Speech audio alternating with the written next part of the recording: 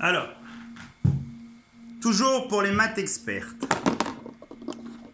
la leçon va porter sur comment résoudre une équation diophantienne se ramenant à la forme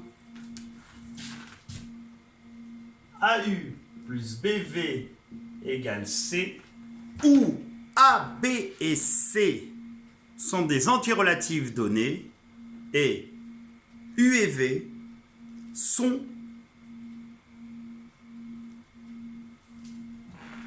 les inconnus de cette équation diophantienne, ou la résoudre, consistant à déterminer l'ensemble des couples d'antirelatifs U et V, de sorte que l'égalité soit vérifiée.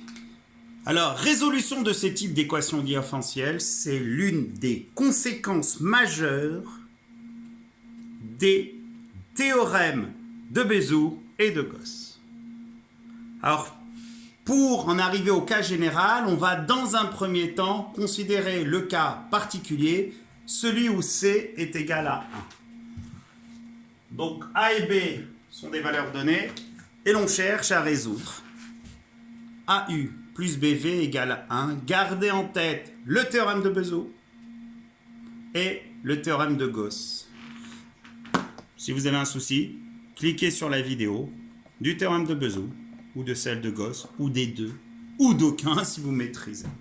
Alors, juste pour information, ne vous embêtez pas à essayer de trouver des solutions s'il n'y en a pas, et Bézout vous dit qu'il n'y en a pas quand U et V ne sont pas premiers entre eux. Donc ici, on a deux cas de figure. Donc si je venais à représenter, à faire une carte mentale, premier cas, PGCD de AB est différent de 1. Ça veut dire que A et B ne sont pas premiers entre eux. Et dans ce cas, il n'y a pas de couple solution. L'ensemble des solutions se ramenant à l'ensemble vide. Deuxième cas de figure, c'est celui qui se ramènerait à l'autre cas, en ce sens que PGCD de AB égale à 1. Alors, Bézout, qu'est-ce qu'il dit? Il dit qu'il y en a au moins une de solution. On est d'accord? Jetez un œil sur la vidéo, comment déterminer une solution de l'équation diophantienne AU plus BV égale à 1, sous l'hypothèse que A et B sont premiers entre eux. Donc, soit la calculatrice, si vous avez le droit de l'utiliser, soit l'algorithme d'Euclide que vous remontez et vous trouvez une solution. Soit le flair, si cette solution est simple à déterminer. D'accord?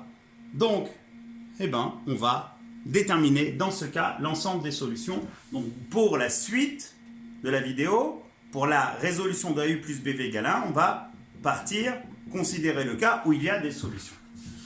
Alors, on a supposé trouver une solution. Vous savez normalement comment faire. Comme je dis, jetez un œil sur la vidéo en ligne qui vous permet d'en trouver une. Alors, B soit U0, B0, V0, excusez-moi, une solution particulière que l'on a trouvée au préalable. Une solution particulière. Donc l'équation diophantienne E, par équivalence, va se ramener à une équation diophantienne qui est la suivante. Alors juste avant de me la déterminer, vous allez essayer de m'expliquer clairement ce que signifie le fait que le couple U0-V0 est une solution de E. Être une solution de E, ça veut dire que AU0 plus BV0 est précisément égal à 1. Et bien c'est magique, par équivalence, E se ramène à quoi? Se ramène à AU plus BV égale à 1, qui lui-même est égal à AU0 plus BV0. La suite, je vous laisse la deviner. Donc ici, on procède par équivalence, on regroupe tous les termes comportant du A dans un membre, ceux comportant le B dans l'autre membre, on aboutit à A, facteur de U moins U0 est égal à B, facteur de V0 moins V. Et là maintenant, un minimum de connaissances, un minimum de maîtrise. Là, ça signifie que B facteur de V0 moins V est un multiple de A. Donc A divise B facteur de V0 moins V. Or, que nous dit le théorème de Gauss? Le théorème de Gauss, il nous dit que si A divise B fois C et que A et B sont premiers entre eux, alors forcément A divise C. Malheureusement, le théorème de Gauss est un théorème d'implication. On va perdre à ce moment précis le symbole d'équivalence. Donc ici, ainsi, ça implique que quoi? Que A divise B facteur de V0 moins V. Or, PGCD de AB égale 1. D'où, d'après le théorème de Gauss avec une majuscule, d'accord? Comme Pythagore, comme Thalès, comme votre nom de famille. Et ne m'écrivez pas comme une année un élève m'a écrit d'après le théorème du Gauss. D'accord? C'est vrai que c'est un précurseur Gauss. Hein. Donc ici, d'après le théorème de Gauss, que peut-on affirmer? On peut affirmer que A divise V0 moins V. Maintenant, que signifie le fait que A divise V0 moins V? Ça signifie tout simplement qu'il existe, implique, qu'il existe un entier-relatif K, ce symbole c'est il existe, tel que quoi? Tel que V0 moins V s'écrit sous la forme KA. Ce qui signifierait que V s'écrive sous la forme V0 moins KA. Ou V0 plus K', ça ne change rien. K est un antirelatif, moins K est aussi un antirelatif. Ben, vous allez me dire, mais j'ai trouvé V. Ben, il vous reste à faire quoi? À trouver U. Alors, l'erreur la plus souvent commise là, lors de la correction de copie d'élèves, c'est que vous allez faire exactement la même chose cette fois-ci, non en disant que B divise A facteur de U moins U0, et comme B et A sont premiers entre eux, B divise U moins U0, et vous allez me dire, il existe alors, d'après le théorème de Gauss, un antirelatif, et là, l'erreur que vous commettez, c'est d'utiliser le fait que c'est le même antirelatif K, et là, il n'y a aucune raison à ce que ce soit le même. Il faudrait l'appeler K', et par la suite montrer que K et K' sont les mêmes. Or, on va faire autrement. Maintenant qu'on a trouvé la valeur de V, on va faire quoi? On va la substituer dans l'équation diophantienne E pour trouver celle de U. Je le fais en même temps que vous. Vous m'interrompez à la moindre difficulté. Donc on va substituer ça ici. Ce qui va faire par la suite, on aurait alors AU plus B facteur de V0 moins KA, je vais développer, BV0 moins BKA, qui va être égal à 1. Or nous, ce que l'on cherche, c'est la valeur de U. Donc là, il s'ensuit quoi? Il s'ensuit que AU égale 1 moins BV0 plus BKA, ce qui fait quoi? Que U est égal à tout ça, divisé par A.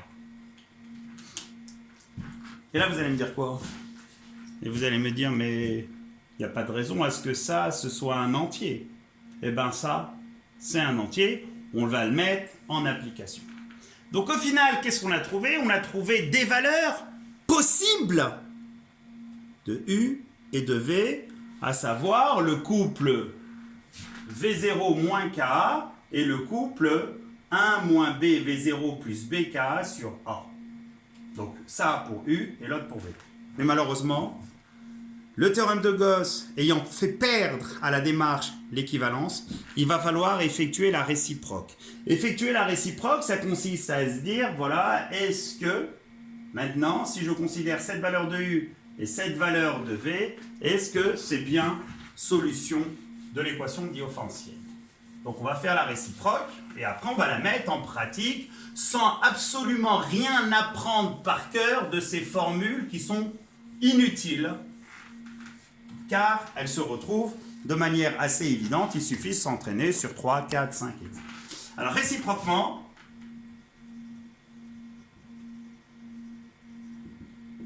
si U est égal à 1 moins BV0,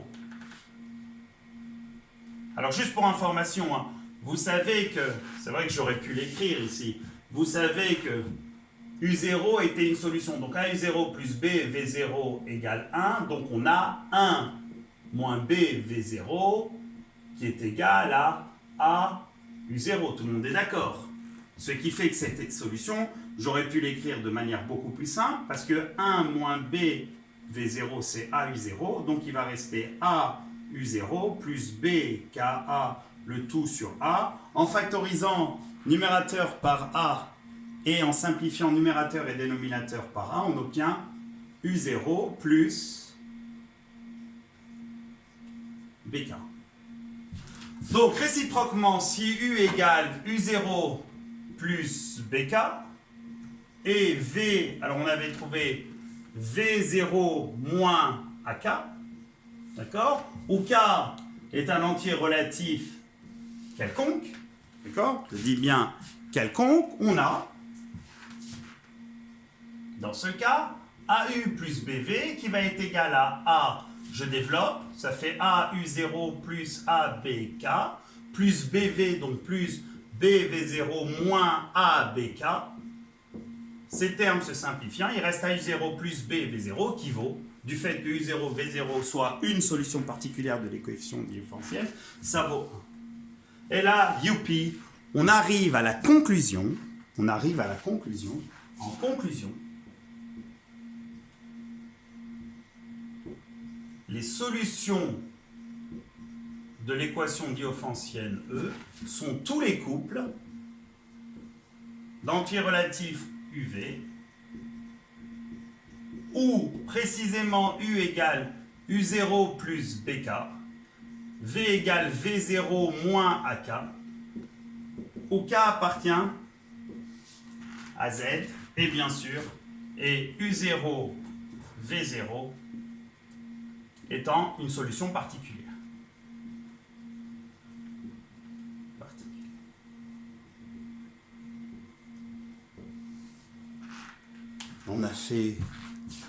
On a enrichi le théorème de Bezout grâce au théorème de Gauss.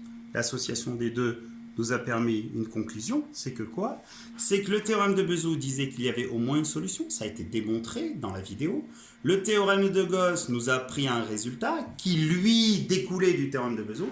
Et là, on n'a pas trouvé, non pas une solution, mais à partir d'une solution, on les a toutes déterminées.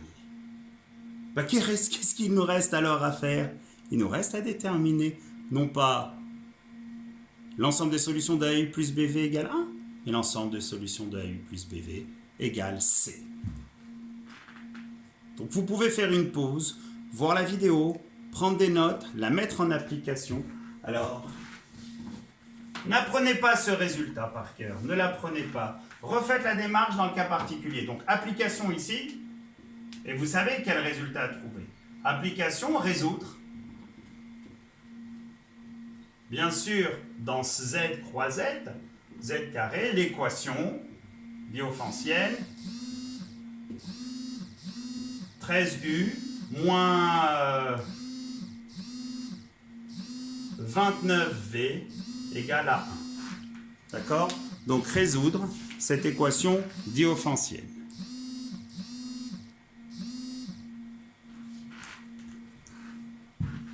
D'accord? Et vous savez à l'avance, de toute manière, que les solutions vont pouvoir s'exprimer de cette manière. D'abord, 13 et 29 étant le premier entre eux, il y a des solutions. Pour déterminer la solution, soit vous prenez votre calculatrice, si vous en avez le droit, soit vous effectuez la division euclidienne que vous remontez progressivement, étape après. Dernier point, généralité.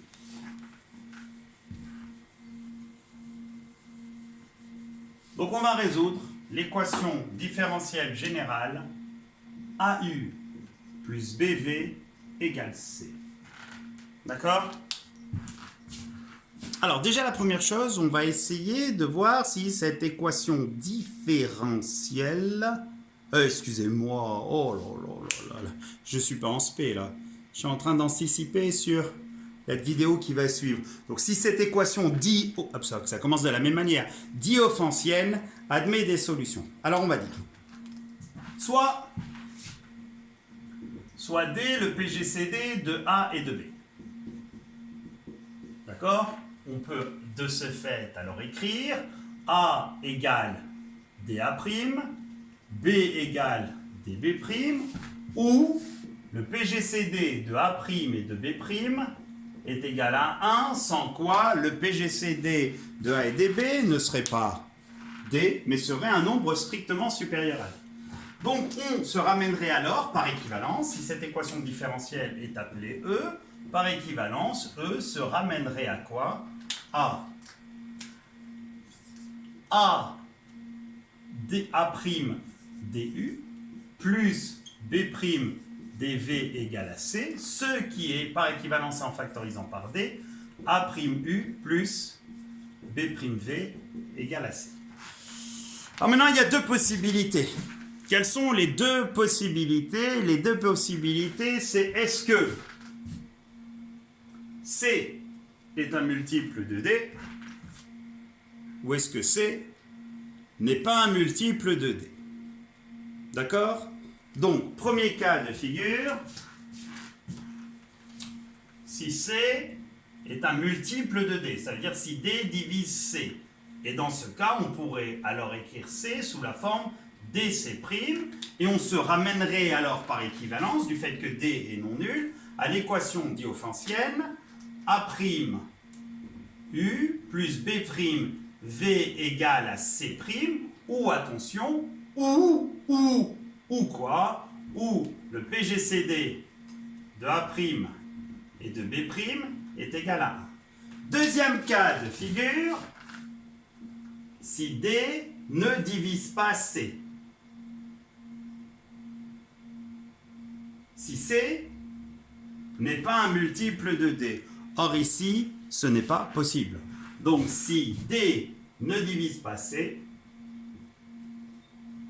c'est de toute évidence impossible et la conclusion est immédiate. Il n'y a pas de solution. Parce que si on écrit D facteur de A'U plus B'V égale C, du fait que comme somme et produit d'antirelatifs, ce nombre est lui-même un interrelatif, ça signifie que C est un multiple de D. Donc s'il ne l'est pas, il n'y a pas de solution. Donc au final, il nous reste quel cas à étudier? Il nous reste à étudier ce cas, A'U plus B'V égale C', où A' et B' sont des nombres premiers entre eux. Allons-y. Donc l'équation à résoudre et on finira. Donc ça s'appelle A' et B', et je peux considérer A et B. Donc ici on a quoi? On a PGCD de AB ou PGCD de AB égale à 1. Ça veut dire que A et B sont premiers entre eux. Là, vous allez me dire, mais c'est simple. Pourquoi c'est simple? Parce que comme A et B sont premiers entre eux, alors il existe un couple U0, V0 qui sera solution de AU0 plus BV0 égale 1. D'accord? Que l'on trouve à la fois grâce à la calculatrice ou remontant l'algorithme d'Euclide. Donc soit U0, V0, un couple solution, attention, de quoi? De AU plus BV égale 1. Ainsi, AU0 plus BV0 égale à 1. Alors vous allez me dire, mais comment fait-on alors pour trouver un couple solution de AU plus BV égale à C? Ben, regardez, c'est magique. On multiplie tout par C. Donc ça va faire C facteur de AU0 plus BV0 égale à 1 fois C, ce qui fait ACU0 plus B plus, excusez-moi. Donc on obtient A facteur de CU0 plus B facteur de CV0 qui est égal à C. Conclusion, CU0, CV0 est une solution particulière de quoi? De l'équation diophantienne que l'on cherchait à résoudre de E. La suite, vous la connaissez. Elle se ramène à ce qui avait été fait tout au début. Donc par équivalence, E se ramènerait alors à résoudre AU plus BV égale à ACU0 plus BCV0 qui par équivalence se ramènerait à A facteur de U moins CU0 égale B facteur de CV0 moins BV. Je me suis trompé, alors B moins V, d'accord? Et la suite, vous la connaissez, vous n'avez plus besoin de moi. Inspirez-vous de ce qui a été fait dans le cas où on avait à résoudre 1. A divise B, facteur de C, V0 moins V, A et B étant premier entre eux. Le théorème de Gauss permet d'affirmer que A divise C, V0 moins V, ce qui signifie qu'il existe un entier relatif K, et tralali, et tralala, et tralala. Donc, qu'est-ce qu'il vous reste à faire? Mettre en application, et c'est ce qu'on va faire tout de suite. On va résoudre, application, et à partir de là, on pourra résoudre toute équation diophantienne se ramenant à AU plus BV égale une constante. Alors, je vais prendre une équation diophantienne. Je ne sais pas moi. 13U moins plus 20V égale à 11. D'accord? Allez, allons-y gaiement déjà. On va voir dans quel cas de figure sommes-nous. Alors, 13 et 20 étant premiers entre eux, donc on ne peut pas simplifier cette équation diophantienne. 13 et 20 étant premiers entre eux, le théorème de Bézout nous permet de justifier l'existence d'au moins une solution à 13U plus 20V égale à 1. D'où cette solution, il suffit de multiplier chacune des valeurs du couple par 11 et on trouve une solution, d'accord? Ou alors, tout simplement, si on a le droit à la calculatrice, on va trouver une solution particulière, non pas égale à 1, mais égale à 11. Donc là, je le fais à la calculatrice. Ce qui fait 13U égale 11 moins 20V, ce qui fait U égale 11 moins 20V sur 13. Pour information, ça c'est Y1 à la calculatrice, ça c'est X. Prenez votre calculatrice, je le fais en direct comme d'habitude. Donc vous allez dans le menu tableur, vous tapez donc 11, Y1 égale 11 moins 20X, tac tac tac, 20X sur 13. Si vous avez compris les précédentes vidéos, suffit juste par la suite d'aller dans Set, de mettre Start 0, 1, 2, 12, Step 1, et vas-y que tu défiles. On défile, vous m'arrêtez dès qu'il faut, tac, tic, toc, et là voilà, X égale 9, Y égale moins 13. Donc X c'est V, V égale 9, et U égale moins 13. Donc ici, il n'y a pas besoin de remonter l'algorithme de Euclide. J'ai eu le droit à la calculatrice, mais sinon, remonter l'algorithme de Euclide. Donc ici, au final, qu'est-ce qu'on a? Comme 13 fois moins 13 plus 20 fois 9 égale, on va faire le calcul, ça fait donc moins 169 plus 180, ce qui donne bien 11. Conclusion, le couple moins 13, 9 est bien une solution de E.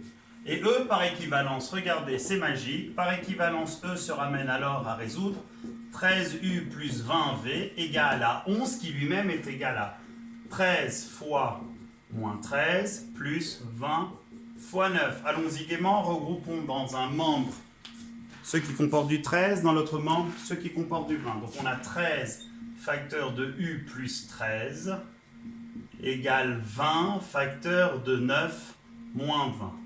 Moins V plus 9. Donc de là, on dit quoi?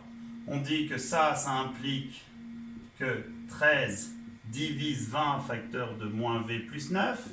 Comme les GCD de 13 et 20 est égal à 1, d'après le théorème de Gauss, théorème de Gauss, 13 va diviser moins v plus 9. Ce qui signifie, j'écris la suite au-dessus, que quoi? Qu'il existe un entier relatif k tel que quoi? Tel que moins v plus 9 soit égal à 13k, ce qui signifie que v égale 9 moins 13k. Par la suite, on substitue la valeur de v ici, on aurait alors ainsi 13u plus 20 facteur de 9 moins 13k serait égal à 11, ce qui signifierait que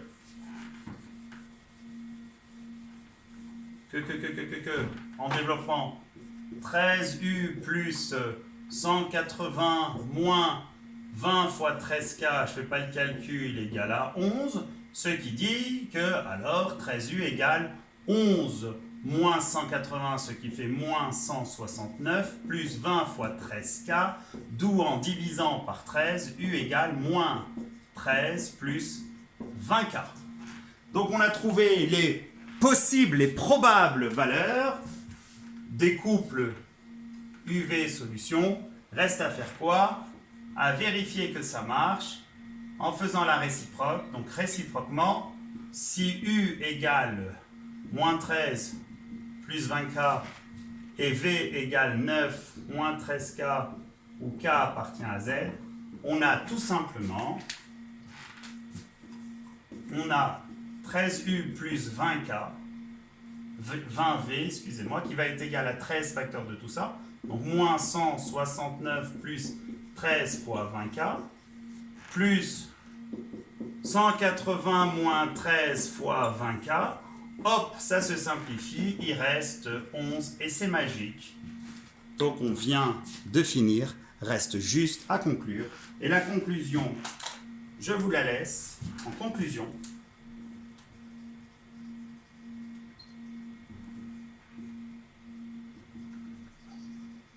L'ensemble des solutions de E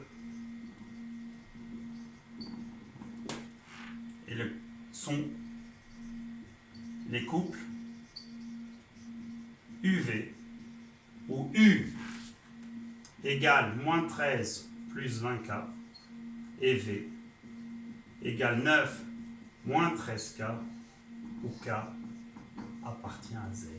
Vous êtes devenus les maîtres incontestés de la résolution d'équations différéentielles de la forme AU plus BV égale à C.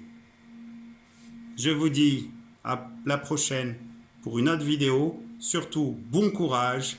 Gardez en tête que vous n'êtes pas en vacances.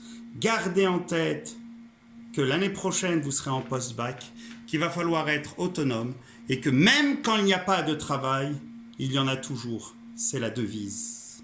Alors, au travail. Ne serait-ce que, c'est pas grave. Votre professeur ne vous a pas donné du travail? Reprenez ce qui a été fait en début d'année.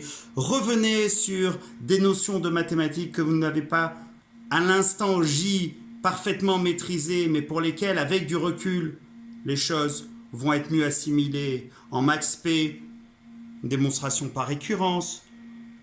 En maths experte, peut-être module et argument d'un complexe, peut-être le produit des matrices, etc., etc. Il y a toujours du travail. Préparez cette année, comme vous aurez dû le faire l'année dernière, votre année d'après-bac, vos années d'après-bac. Bon courage, à bientôt.